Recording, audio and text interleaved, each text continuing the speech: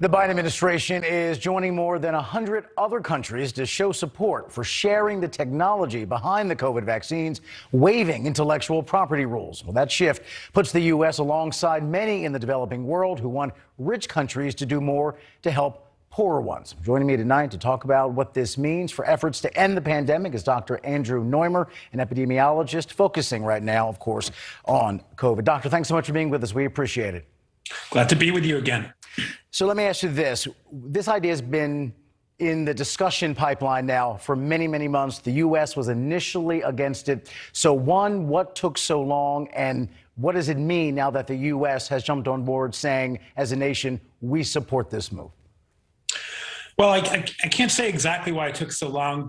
I think it has to do with the companies wanting to make sure their patent rights were respected. But it's a great first step. I mean, the United States is not safe until the whole world is safe. We need to vaccinate everyone on the planet. Herd immunity does not mean that there's no more COVID forever and ever in the U.S. Herd immunity means there won't be any COVID for a while, but as long as there's COVID anywhere, we will eventually have more COVID here. So we need to vaccinate the whole planet. And this is a great first step, but it is only a first step. And eventually this will be up for a vote at the World Trade Organization. And if even just one country votes against it, the idea goes away. So this literally is something the world has to agree on. Do you think that is going to happen? Because there is plenty of skepticism out there from individual countries and from the pharmaceutical industry itself. Well, the WTO is the next step, and I do believe it will pass that hurdle. And the pharmaceutical companies realize that, everyone in the world is going to need to be vaccinated. I mean, the key thing to remember here is that these are complex technologies. The mRNA vaccines in particular are novel. Manufacturing them is complex, and there are immense quality control issues and manufacturing issues, supply chain issues having to do with making vaccines. So, it's not like waiving a patent on a tractor where, factories all over the world can start making tractors or pickup trucks or something like that. So, I mean, waiving patent on these vaccines is not going to cause a massive production overnight of billions of doses of vaccine. It's the first step, but we really need to continue to be vigilant and keep pushing until everyone who wants a vaccine has had a vaccine.